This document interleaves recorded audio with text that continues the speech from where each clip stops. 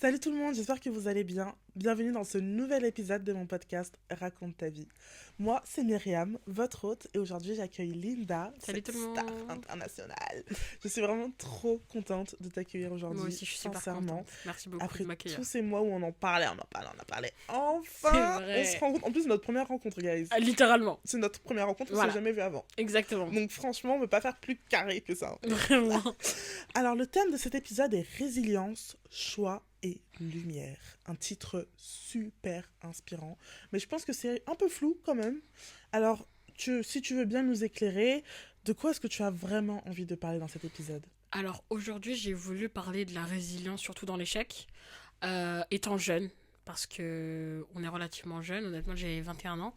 Et je trouve qu'il y a beaucoup de personnes dans mon cas, ou même après le bac, sortant tout juste du lycée, qui se mettent beaucoup de pression sur ce qu'ils veulent faire plus tard, qui trouvent qu'ils n'ont pas réussi alors qu'ils sont relativement jeunes, se dire qu'ils n'ont pas gagné un certain montant d'argent alors qu'on n'a que 20 ans, etc. Je veux juste partager mon expérience, ce que j'ai vécu, et vous dire que si votre choix numéro un n'aboutit pas, ça ne veut pas dire que votre vie est ratée, tout simplement. Donc c'est de ça que je veux parler aujourd'hui. Donc, c'est clairement un message d'ambition en fait. Exactement. J'adore, c'est vraiment thème. Alors, si tu veux bien, on va poser un peu le contexte. Est-ce que tu pourrais nous parler de ton enfance? Bien sûr. Alors, moi, je suis la deuxième sœur d'une fratrie de trois filles. Donc, je suis l'enfant du milieu. J'ai une petite sœur et une grande sœur. J'ai vraiment eu une enfance super cool. J'ai jamais vraiment manqué de rien. Vraiment, merci papa, maman pour ça. J'ai vraiment, on faisait vraiment beaucoup de choses avec ma famille. On avait beaucoup de rituels. Le dimanche, on aimait bien passer nos journées à Ikea, littéralement, on mangeait là-bas, on regardait les meubles. C'était super cool. On se baladait un peu partout. Vraiment, ma mère, elle tenait vraiment à ce qu'on ait une éducation plutôt cool et très éveillée. On avait des abonnements à la médiathèque. Euh, on, on lisait tout le temps. En fait, j'ai vraiment que des souvenirs relativement agréables. Et mes sœurs aussi. Mes sœurs qui sont toute ma vie, vraiment, je pourrais tout donner pour elles. D'ailleurs, salut les filles. Et franchement, ouais, j'ai vraiment une enfance plutôt cool. Et puis j'étais une enfant très éveillée, très curieuse, euh, problématique, souvent, mais bon, j'étais une enfant, mais voilà. Mhm. Mais franchement, ouais, j'ai eu une enfance très agréable et très. Qu'avec des bons souvenirs. Je retiens pas quelque chose de très mauvais de mon enfance, honnêtement.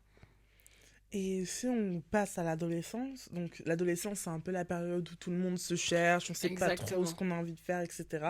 Moi je me rappelle que tu m'avais parlé de plusieurs plans, entre guillemets, de Ouais, carrière, de vie. ouais. Est-ce que tu pourrais nous en parler?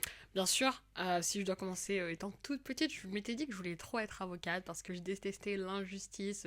Bon, j'ai ça, j'avais 8 10 ans, je détestais l'injustice et que je voulais absolument défendre les gens. Mais bon, après, cette idée est partie un peu plus avec le temps. Et je me suis trouvé un attrait pour les langues étrangères quand je suis arrivée au collège, donc en sixième cinquième. Aujourd'hui, je parle 5 langues. Et donc, pour moi, la suite logique, c'était clairement la traduction, l'interprétariat, vraiment. Donc, c'est pour ça que j'étais partie, après mon bac, j'ai fait un bac général à l'université, en double licence LEA, anglais-espagnol. Franchement, c'était super intéressant. Cependant, c'était pas quelque chose qui me plaisait vraiment. Et par la suite, il y a eu les partiels, et puis il y a eu un peu un petit drame pendant les partiels qui a fait que j'ai dû tout retaper. Enfin, j'avais quand même validé des matières, mais j'avais dû tout retaper. Et par la suite, bah, en fait, en continuant, j'ai pas trouvé de réel fil conducteur, en fait, tu vois, Mhm. sur ce que je faisais. J'avais pas ce truc où je me disais, ouais, c'est exactement ça que je voulais faire, parce que on faisait de la traduction, enfin, en gros, traduction vers français, vers la langue étrangère, de la langue étrangère au français. Mais c'était rien de nouveau que j'apprenais, parce que j'avais la chance que je parlais déjà les langues que j'étudiais, et j'avais du mal à trouver cet attrait à me dire, ouais, toute ma vie, c'est ce que je veux faire. Et puis en plus, aujourd'hui, quand on y pense, il n'y a que dans la sphère privée où ça va être très serviable, parce qu'aujourd'hui, avec l'intelligence artificielle, bientôt dans les Mhm. maisons d'édition, on n'aura plus des traducteurs physiques, honnêtement. Malheureusement. Malheureusement, mais bon, après, voilà, mais c'était pas mon choix de base, donc on va dire que c'est mon plan A qui était là. Et donc, suite à ça, je me suis réorientée. Je suis partie en BTS Commerce International, dans une école qui était un peu mid. Pas ouf, mais bon, on va dire que c'est une question de détermination. Peu importe l'environnement dans lequel tu es, tu sais, si tu as une détermination et que tu vas atteindre un objectif, bah tu vas et tu fonces, littéralement. Et bah en fait, grâce à ce BTS, je suis entrée en alternance dans un grand groupe qui était vraiment super. Vraiment, j'ai trop kiffé. C'était une bonne et belle expérience qui m'a beaucoup appris, qui m'a appris beaucoup de choses, mais qui m'a aussi fait découvrir des côtés de moi que je ne connaissais pas. Ça a été à la fois super parce qu'en fait l'environnement était cool, il faisait bon vivre. Cependant, j'étais très tiraillée à l'intérieur parce que, comme je vous rappelle, j'étais en BTS commerce international. Cependant, mon alternance, elle était plus axée finance, contrôle de gestion. En fait, c'était vraiment des analyses, mais je gérais quand même une entité où il y avait de l'import-export. Donc, il y avait aussi du commerce international, mais c'est que mon rôle à moi n'était pas vraiment en liste totale avec mes études.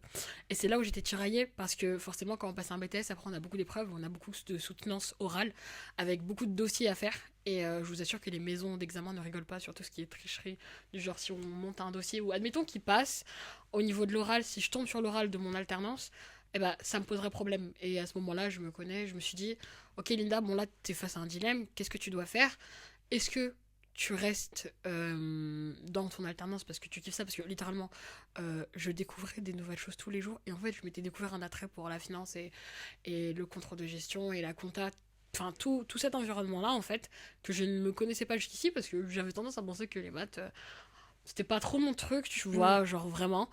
Et du coup j'avais le choix entre rester, passer mon examen et bon, ça passe ou ça casse, ou partir parce que bah ça passerait pas.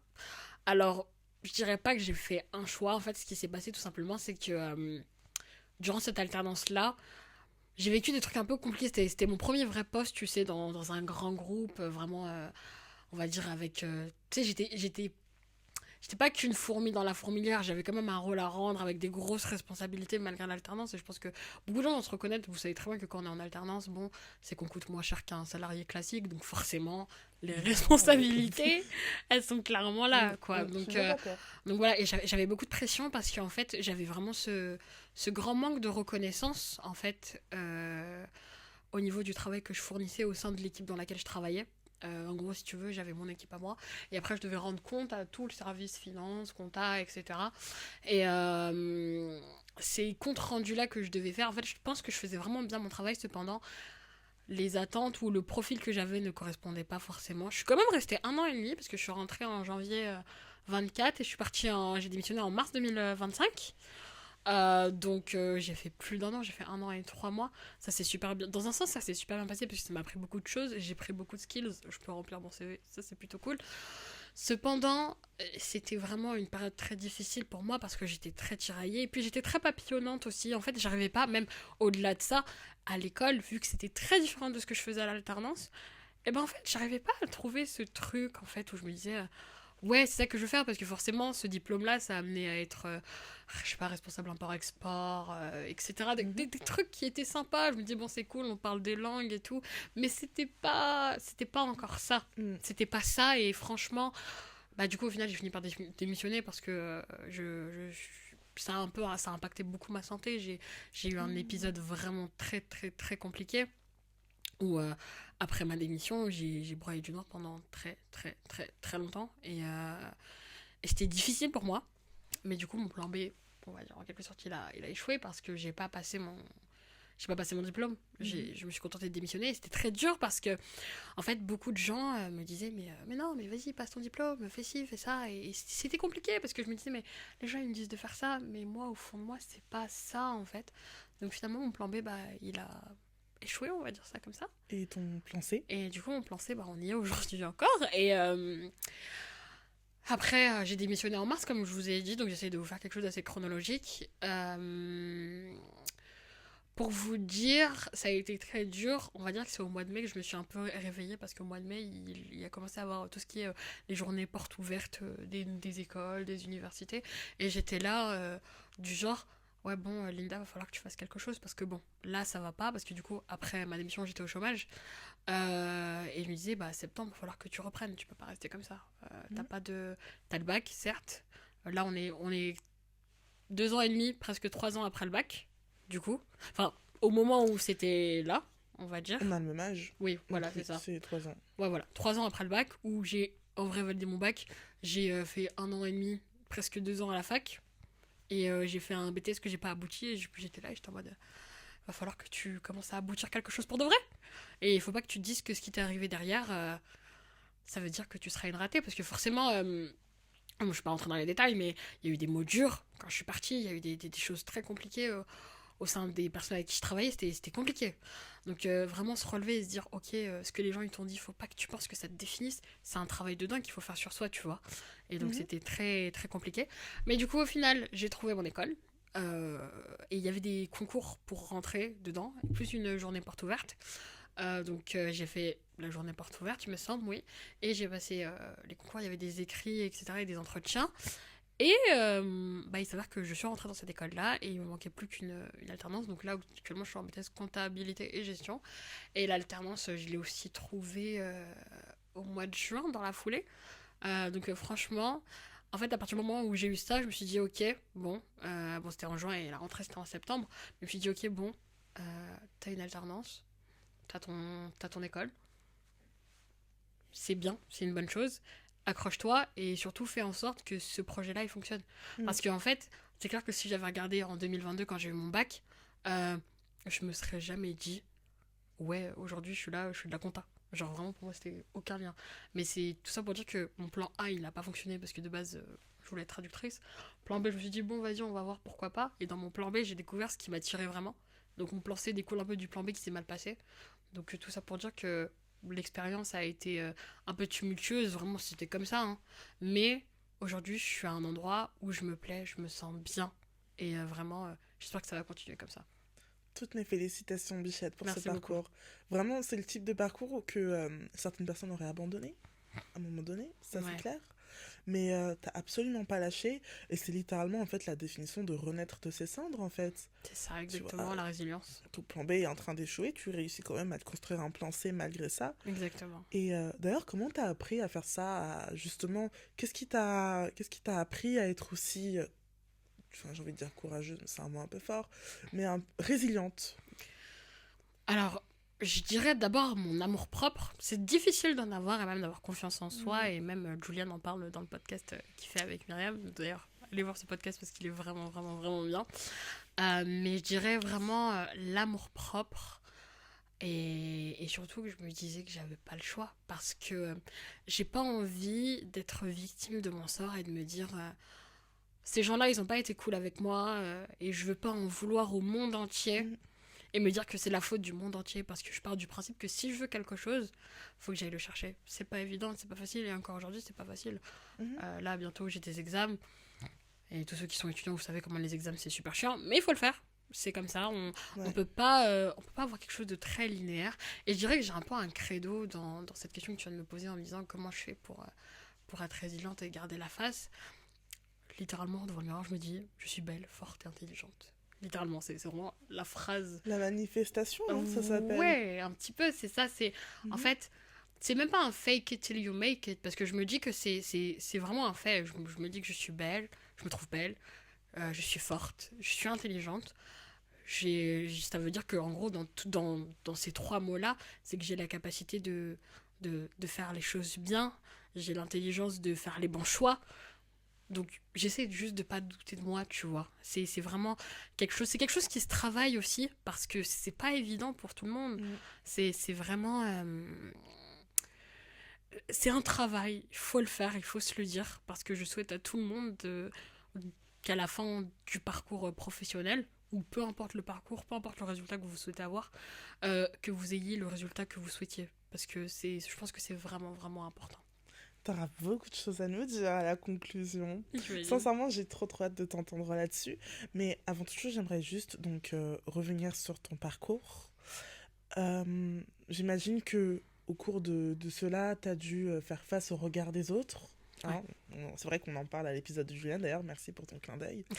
Comment est-ce que tu as fait pour justement naviguer entre tes choix personnels et professionnels d'ailleurs et le regard, enfin les attentes plutôt des autres et de tes proches?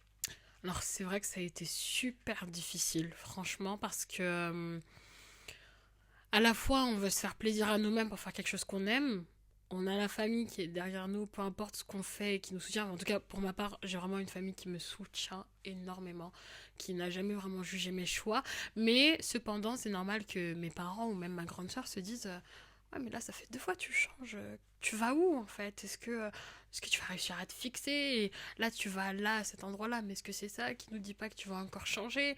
Et puis après, il y a les gens au taf, par exemple, à mon ancienne alternance du plan B, là où j'étais, où je m'entendais vraiment avec beaucoup de monde qui me disait ah, tu vas partir, mais pourquoi tu finis pas ton diplôme? Tu devrais le finir, mais si, vas-y, t'inquiète, tu peux y aller. Sauf qu'en fait, c'était trop compliqué parce que beaucoup de gens s'autorisaient à parler pour moi sans vivre ce que moi je vivais. Et puis il y avait aussi ce truc où on me disait ah, mais peut-être que tu choisis la facilité, genre t'as pas fait ta licence parce que vas-y, tu t'as abandonné juste avant de passer tes examens ou avant de valider ta licence.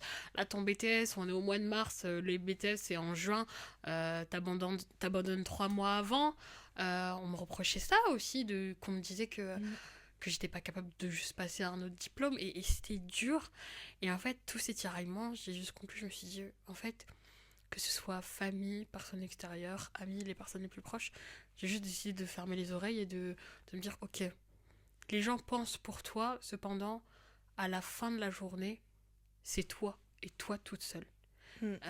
Les diplômes que tu vas passer, c'est pas les gens qui parlent à côté, qui pensent savoir ce qui est bien pour toi, qui vont gratter sur le papier en fait au final. Donc tout simplement, fais les choses pour toi. Enfin vraiment c'est ce que je me suis dit, Linda, fais les choses pour toi, tu prouveras qu'ils ont tort. Et fais-toi confiance. En fait, c'est vraiment se faire confiance. Un minimum, ouais. Vraiment, c'est trop, trop, trop important. Et franchement, je vous le dis à tous ceux qui écouteront ce podcast aujourd'hui, faites-vous confiance, croyez en vous, même si c'est pas évident. Il y a des jours où on est très fatigué, il y a des jours où on se rend compte de la charge de travail qu'on a et on se dit, mais est-ce que je vais vraiment y arriver en fait? Pourquoi je me suis mis dans cet état-là? Pourquoi je me suis mis dans cette situation? Non, si vous êtes allé à un endroit, c'est pas anodin.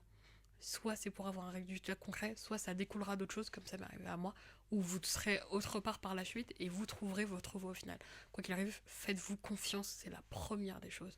Peu importe que ce soit votre mère, votre père, vos soeurs, les personnes les plus proches de vous, qui peuvent vous aimer, vous seul, vous savez clairement ce qui est bon pour vous, littéralement. Voilà. Merci pour ce beau message. Merci beaucoup. J'en suis très touchée. Décidément, les tournages aujourd'hui ont décidé de me faire pleurer. Donc, le mec. Non, sincèrement, c'est un très très beau message. Merci beaucoup. Merci à toi. D'ailleurs, en plus, ça me fait un joli clin d'œil à la prochaine question. Donc, comment est-ce que tu as fait justement pour rester fidèle à toi-même, malgré le fait que, tu vois, les autres ne voient pas les efforts que tu fournis? Enfin, et ok, d'accord, t'as eu plusieurs plans, il y a eu plusieurs changements de carrière, mais ça, c'est tout ce que les gens ont vu. Les gens n'ont pas vu le moment où t'étais vraiment en train d'essayer pour de vrai, parce que tu disais peut-être que c'est vraiment la bonne. Ils n'ont pas vu tes moments de doute, tes moments de... Voilà, justement, comment est-ce que tu fais pour rester fidèle à toi-même, malgré le fait que les gens ne voient pas tes efforts? Je pense que c'est une question de résignation. C'est-à-dire que il y a un moment où... En fait, je pense qu'il y a deux choix. C'est où on accepte que notre entourage, et je vais le dire vulgairement, ait d'autres choses à foutre de ce que vous vivez vous. Ça veut pas dire qu'ils tiennent pas à vous, mais ça veut dire que eux aussi, en fait, il faut faire ce travail même de rétrospection, je dirais, de se dire que moi j'ai mes combats, mais la personne en face aussi elle a ses combats, et peut-être que moi je vois pas ses combats à elle, donc ça veut dire que c'est pas qu'elle s'en fiche, mais c'est que peut-être qu'elle a d'autres choses à faire, mais quand il y aura des résultats, ils seront là pour nous féliciter, et dans ce cas-là, tant mieux.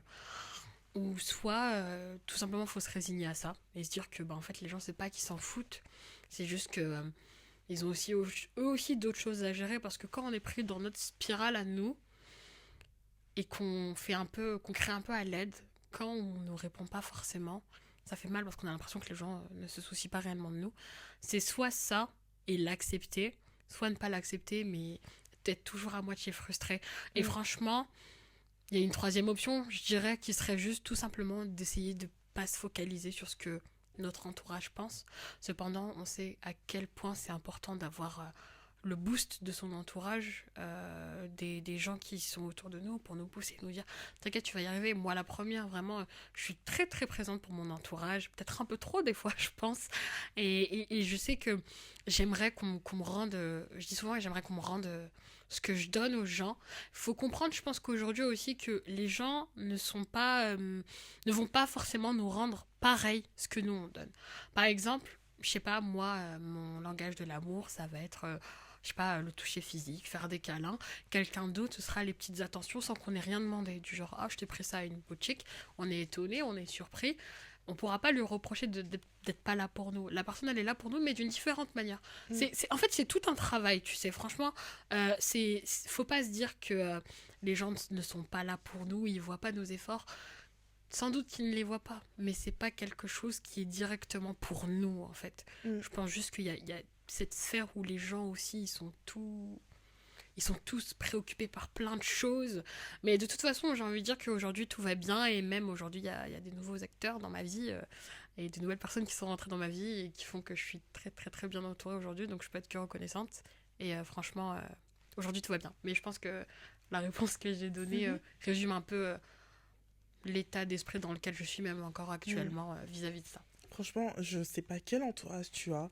C'est un très bon entourage. Oui, je Parce pense que, aussi. franchement, pour avoir contribué à la femme que tu es, venir sur ce podcast et poser un message d'ambition, sincèrement, sache que tu es vraiment une femme très inspirante. Merci J'espère beaucoup. sincèrement qu'Élément pourra collaborer ensemble pour que vous puissiez revoir ce duo, en fait. Stay tuned, guys. C'est ça. Oui. Stay tuned. Exactement. Alors, si tu veux bien, on va passer à la prochaine question. J'adore les questions que j'ai écrites. Elles sont vraiment incroyables. Et tu réponds très bien aux questions. Merci. Donc, alors, tout à l'heure, tu as parlé du fait du soutien des autres, ce qui est d'ailleurs très important. Toi-même, tu soutiens le projet de ton entourage, j'imagine. Comment tu fais pour trouver l'équilibre entre soutenir les autres et être soutenu? Franchement, cette question, elle rejoint un peu la question précédente, mais elle a quand même quelques nuances. Je soutiens les autres à la hauteur que j'aimerais qu'on me soutienne. Et pour ce qui est de moi, je me fais confiance, en vrai. Je me dis... En fait, comme on dit, le positif attire le positif. Tu sais, tout ce qui est ces lois d'attraction. Soutenir ses amis quand ils font de grands projets, leur souhaiter du grand bien, je trouve que ça nous fait du bien aussi à nous. On se dit, ah c'est cool, cette personne-là, elle fait ça, et comme je te disais il y a 2 jours, franchement, ce que tu fais, c'est vraiment admirable. C'est un truc de dingue d'organiser, de faire tout ça, ce podcast, être régulier dans les tournages, les montages, tout le travail qu'il y a derrière, que ce soit toi ou même les gens avec qui tu bosses, vraiment, c'est un truc de dingue. Et franchement, juste voir à quel point notre entourage peut faire des bonnes choses et les soutenir, ça fait tellement du bien, que ça nous motive nous-mêmes aussi dans un sens. Et on se dit, cette personne-là, elle fait ça et c'est super. Et moi, ça me motive d'autant plus pour faire des choses super, pour qu'on soit tous super ensemble. Ça fait un peu bisounours. Ça fait un peu bisounours. Mais c'est réel. C'est complètement réel. Et franchement, c'est vraiment... je soutiens mon entourage à la hauteur que j'aimerais qu'on me soutienne. Et par ce soutien-là, moi, ça me motive aussi en retour, je dirais. Je trouve que le côté, tu sais, vraiment le soutien des autres et l'entourage, surtout parce que je pense que sans mon entourage, c'est vrai que le podcast n'aurait pas été aussi, et surtout sans ma team, bisous à vous. Je pense que sans cette question d'entourage, on a du mal à avancer. Très clairement, ça nous ralentit sur énormément de choses. Et je suis parfaitement d'accord avec ça. En fait, je parle vraiment comme ChatGPT, j'ai l'impression. Non. Est-ce que je parle pas comme ChatGPT? Genre, à chaque fois que tu me dis un truc, je suis totalement raison. d'accord avec toi. Tu as totalement... Je n'ai aucun avis, je partage exactement le même avec toi. Mais pour le coup, c'est parce que tu dis que des messages de vérité. Non, merci. Donc, Merci d'un côté, beaucoup. si j'étais pas d'accord avec toi, je te l'aurais dit, Bichette. Mais sincèrement, en fait, toi et moi, on a la même vibe. Vraiment, cette vibe de l'entourage, c'est le plus important. Message d'ambition et de résilience, justement. Vous comprenez maintenant un peu le titre de l'épisode ou pas? Ça, littéralement, la résilience, C'est un très bon choix. À définir, c'est renaître de ses cendres. Tout simplement. Exactly. Alors, du coup, petit update. J'aimerais que tu me dises maintenant où est-ce que tu en es aujourd'hui. Comment tu te sens par rapport à tous ces défis et par rapport à ton parcours? Alors... Je me sens très confiante. Je vais vous faire une petite confidence. Quand j'étais au lycée, même au collège, j'ai toujours été, on va dire, brillante. On va dire oui. En vrai, j'étais une bonne élève. J'avais des bonnes notes, j'avais des bonnes moyennes, j'avais toujours des bonnes mentions, etc. Et après avoir quitté le lycée, après le bac, c'est là que vous savez, quand on rentre dans les études supérieures, et je le dis par exemple à ma petite sœur qui passe le bac cette année, euh, profite. Profite, parce que quand tu vas rentrer dans le supérieur, ça va être d'autres enjeux, parce qu'il y a clairement d'autres enjeux qui rentrent en lice. Il y a d'autres enjeux, d'autres finalités, des choix importants à faire. Faire preuve de discernement et faire les bons choix, c'est pas toujours évident, pour être honnête avec vous. Donc, clairement, aujourd'hui, c'est la première fois depuis le lycée que je me sens aussi bien. C'est-à-dire que je me sens vraiment bien et confiante. Et pour la première fois, je me dis, ouais, ce que je fais, je vais l'aboutir. Là, actuellement, je suis sur un BTS, donc ça dure 2 ans. Donc 2027, je passe mes épreuves. Après ça, je continue. J'ai déjà mon fil conducteur de qu'est-ce que je veux faire après ce BTS-là. Après l'autre diplôme, qu'est-ce que je veux faire, etc. etc. J'ai vraiment cette confiance, ce truc, ça faisait vraiment, vraiment longtemps que que c'était pas venu. Et c'est là où je me suis rendu compte que j'ai vraiment fait un step de dingue par rapport à avant là où j'étais, où j'avais pas vraiment confiance, où j'étais là le matin, j'étais sur ma chaise, j'étais là, ouais, ok, encore une autre journée. Alors que là, tous les jours qui passent, je me dis, ok, je fais une avancée de plus, j'apprends des nouvelles choses et je kiffe apprendre des nouveaux trucs. Je prends le temps de revoir mes cours, de réviser, faire des fiches, parce que j'étais une enfant avec des facilités, je révisais jamais. Vraiment, réviser, pour moi, c'était... Bon, enfin, si, pour les gros diplômes, s'il fallait réviser, il fallait connaître des dates, forcément. Mais j'ai toujours eu une très, très, très bonne habilité sur tout ce qui était cérébral, dans un sens, on va dire, parce que l'intelligence ne se résout pas à avoir des bonnes notes. C'est beaucoup plus que ça. Mais en tout cas, sur le côté pédagogique scolaire, je n'avais aucun problème. Et par la suite, quand j'étais, tu sais, à la fac et à mon BTS commerce international, c'était pas mon truc de réouvrir, apprendre. Là, à chaque fois que j'apprends des nouveaux trucs, je les applique à des cas. Et vraiment, c'est... Aujourd'hui, je me sens super bien. Vraiment, pour vous update et pour vous dire, je me sens trop bien. Et je me sens épanouie, en fait. J'ai l'impression que je rayonne beaucoup plus qu'avant. J'ai l'impression que je suis... Je sais pas, ça va, quoi. Je vais super bien. C'est vraiment. le cas, tu rayonnes, ma belle. Merci, sincèrement. Je suis très, très fière de toi. Merci beaucoup. Vraiment, c'était une femme vraiment inspirante. Sache-le. Après, je pense que ta famille est une famille inspirante à la base, mais sache que toi-même, tu as ta propre étoile. Tu brilles, ma belle. Beaucoup. Sincèrement. Merci. Et j'espère qu'on pourra rester en contact après cet épisode. Bien sûr, bien sûr. Si tu veux bien, on va passer à mes questions préférées. C'est parti. Alors, si tu pouvais parler à la Linda d'avant, j'aime bien cette question. Qu'est-ce que tu lui dirais? Ok. Alors, la Linda d'avant, on va la situer à 16-17 ans. Parce que 16-17 ans, on est éveillé quand même. Je lui dirais, pose-toi, ouvre-toi plus aux choses où tu ne t'ouvrais pas avant. Fais preuve de discernement. Choisis pas forcément toujours la voie de la facilité parce que ce sera pas forcément ce qui est fait pour toi. Fais-toi confiance. Préserve-toi beaucoup. Choisis bien ton entourage. Vraiment que des messages de... En fait, ce sera de la prévention, mais de la prévention bienveillante parce que forcément, quand on repense à avant, on se dit, ah, peut-être ça, j'aurais dû le faire d'une différente manière. Ça, j'aurais dû le faire d'une différente manière. Ouais. Je pense que c'est ce que je lui dirais. Je lui dirais que... Et la force de faire des choix pour toi et de te plier aux règles de certains jeux qui sont plus différents et qui sont moins de ton univers. Mais tu verras, ça va peut-être te surprendre. Vraiment, c'est ce que je lui dirais comme conseil. Et de réviser un peu plus quand même. Voilà. Tu penses que la Linda de 17 ans serait surprise de te savoir ici, sur cette émission? Oui et non. Parce qu'en fait, avec le temps, j'ai pas mal changé. J'étais très, très extravertie. Et en soi, je reste toujours très à l'aise dans des milieux qui ne sont pas les miens. Enfin, pas qui ne sont pas les miens, ou c'est pas mes milieux de prédilection. Genre, par exemple, ici, aujourd'hui, je m'attendais pas à être aussi à l'aise à être en face de la caméra. Après, l'équipe a fait un très très bon travail à mettre nos invités à l'aise. L'équipe, elle est géniale. Un peu la promotion. L'équipe, elle est incroyable. Vraiment, vraiment, vraiment, vraiment. Et franchement, D'un côté, oui, parce que j'ai toujours voulu me tâter à ces trucs-là, tout ce qui est, tu sais, les réseaux sociaux, ou même faire passer des messages. Ça m'était arrivé, je me rappelle, quand j'étais en seconde, j'avais posté une vidéo qui était très importante pour moi, sur moi, ça qui a fait beaucoup de vues, parce que il m'était arrivé un truc un peu chiant dans la rue et tout, donc j'avais fait une vidéo, j'avais pris la parole, faire ce step-là, mais après, avec le temps, il m'est arrivé quelques trucs, et je me suis beaucoup renfermée sur moi-même, en fait, vers mes 19 ans. Je me suis beaucoup plus renfermée, je restais un peu dans mon cocon, dans mon truc, et c'est à partir de ce moment-là où j'ai plus voulu essayer de nouvelles choses. Et aujourd'hui, je pense qu'elle serait à moitié surprise, parce que je dis pas que c'est complètement logique, mais c'est pas quelque chose dans lequel on se serait lancé de base. Quand je dis on, c'est Linda d'avant et moi. Pas de soucis, Je nous t'inquiète. sépare en deux entités. Ouais, en fait, oui. Exactement, mais en fait, je pense qu'elle serait fière de là où on est aujourd'hui. Je pense, ouais. C'est pour ce genre de message justement que j'avais créé le podcast. C'est vraiment pour que des personnes qui...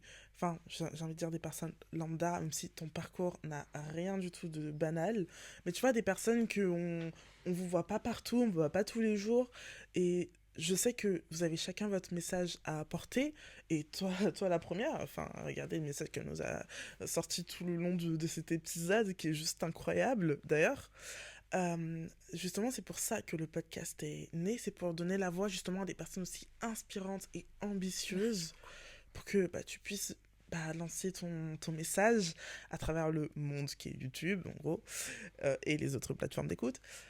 Et voilà tout, donc je suis très très fière de toi. Bravo pour cet épisode. Merci On va beaucoup. maintenant passer à la dernière question. Oh, j'ai fini. C'est la conclusion. Et maintenant, qu'est-ce que tu as envie de dire à toutes ces personnes qui t'écoutent en ce moment même? D'accord.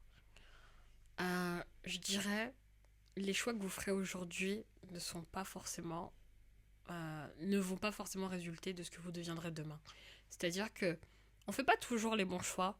Je dis pas que personne ne fait le bon choix et qu'au final c'est les troisièmes ou les huitièmes choix qui seront les bons. Hein. Je dis pas que mon parcours à moi c'est le parcours qu'il faut avoir.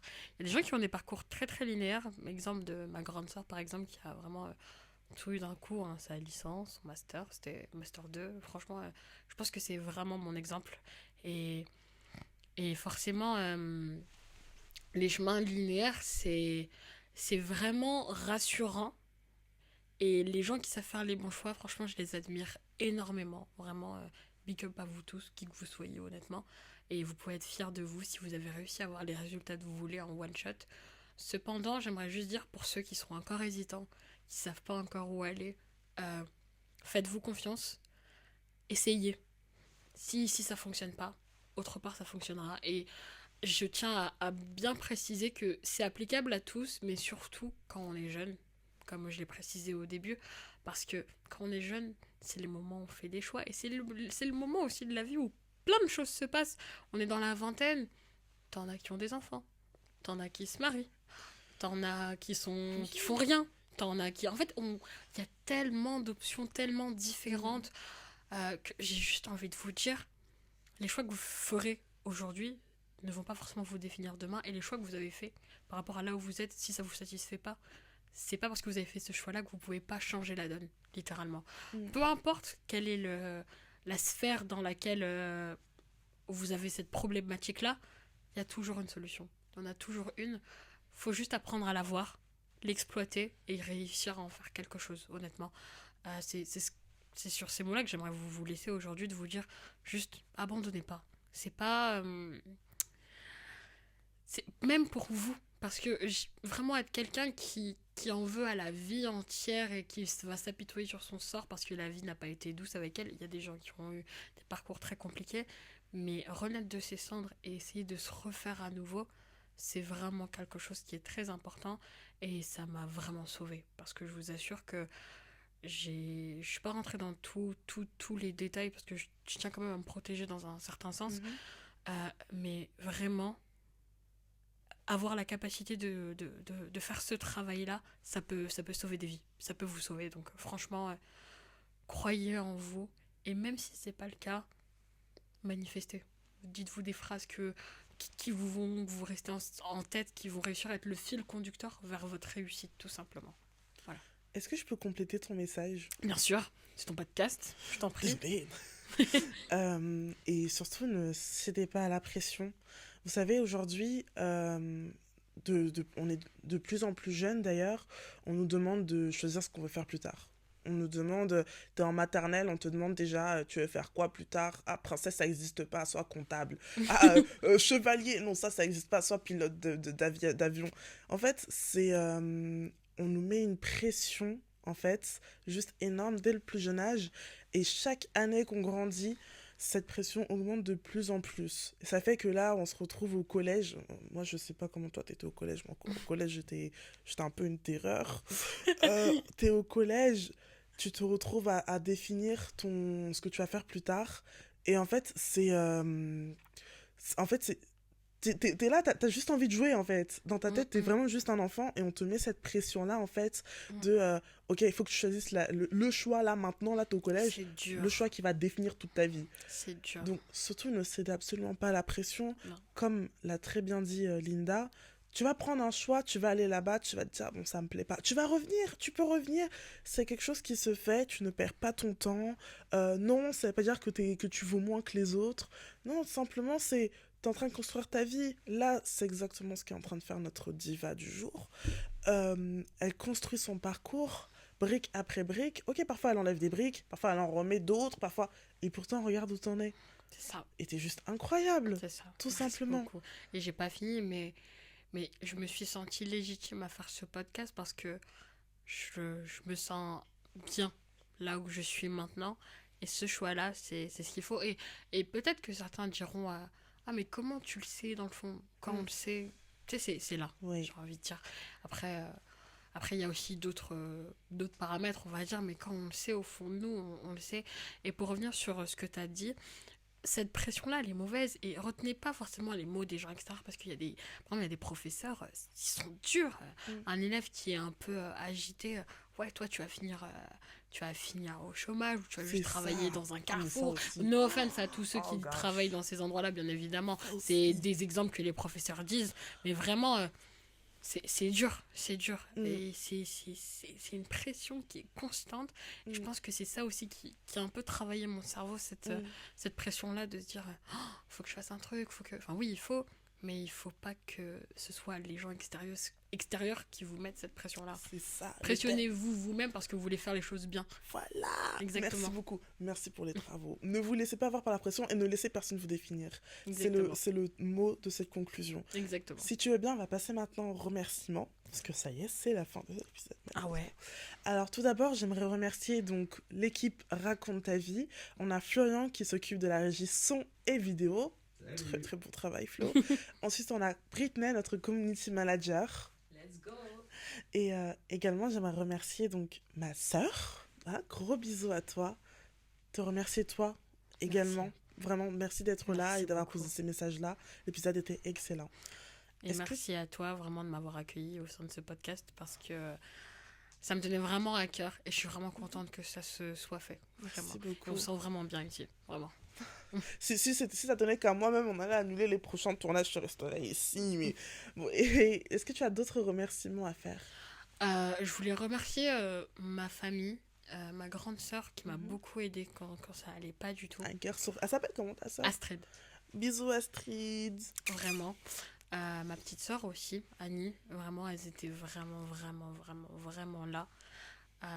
Et remercier la nouvelle personne qui est dans ma vie aujourd'hui, qui m'aide d'autant plus à rayonner tous les jours. Et j'aimerais vraiment le remercier aussi. Voilà. Et surtout, merci à vous, guys, pour votre attention. Merci pour votre écoute. J'espère que vous avez vraiment aimé cet épisode parce que moi, c'est le cas. J'ai vraiment beaucoup aimé le tourner. Écoutez, comme vous le savez, on a un site internet. Donc, on a également un Instagram, racontetavie.podcast. Et à l'heure où on tourne, normalement, on a un TikTok. Alors, écoutez, n'hésitez pas à nous suivre, à nous soutenir. C'est de ça dont on parlait tout à l'heure. C'est ce qui fait grandir les petits projets comme celui-ci. Et écoutez, merci beaucoup encore une fois pour votre attention. C'était le podcast Raconte ta vie avec votre hôte Myriam et Linda. Salut tout le monde. Bonne journée ou bonne soirée. Bye. À bientôt. Yeah! Bravo ma chérie! Yeah! C'était trop bien. bien, T'as merci kiffé? beaucoup. C'est trop bien. incroyable, meuf. Arrête, Il était merci. trop bien l'épisode. Merci beaucoup. Sincèrement. J'avais trop peur de... Je peux remettre un peu le micro comme ça? Oui, tu C'est peux bon? pousser, c'est bon. Ah, merci. Ça, vraiment, il y a un moment, j'ai cru que j'avais